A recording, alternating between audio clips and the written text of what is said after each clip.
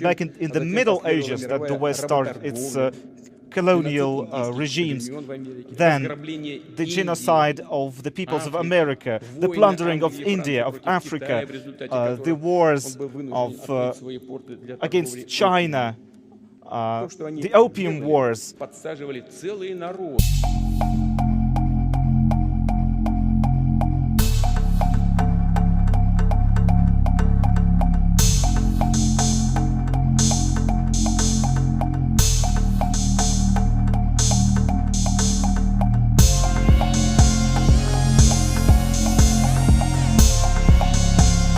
The West is convinced that its civilization, its neoliberal culture, is a template for the entire world to follow, and there are no other options, no other scenarios. They do not even wish to accept and repent for their own crimes of the past, their own historical crimes. They blame others for their own crimes.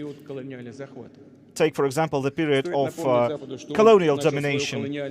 In fact, it was back in the Middle Ages that the West started its colonial regimes.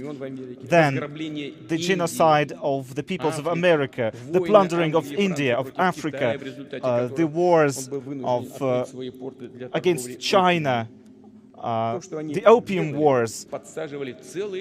What the West did was they made entire nations dependent on drugs and eliminating and genociding entire ethnic groups.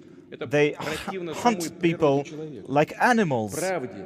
This goes against what we believe and treasure as human life, and we feel proud that it is our country in the 20th century that led the anti-colonialist movement.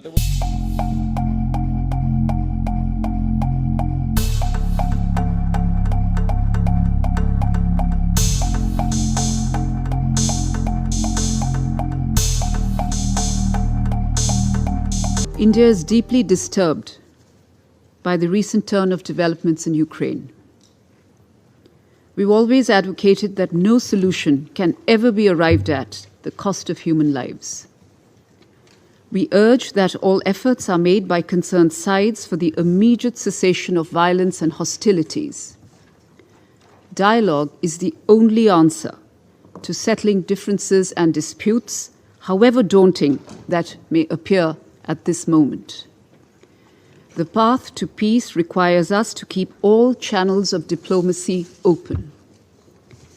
India's Prime Minister has unequivocally conveyed this in his discussions with world leaders, including with the presidents of the Russian Federation and Ukraine.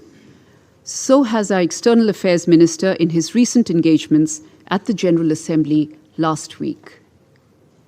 India's Prime Minister has also emphasized that this cannot be an era of war.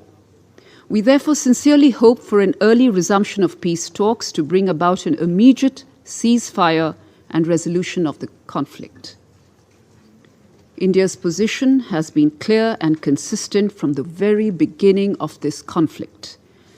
The global order is anchored on the principles of the UN Charter, international law, and respect for sovereignty and the territorial integrity of all states. Escalation of rhetoric or tension is in no one's interest. It is important that pathways are found for a return to the negotiating table.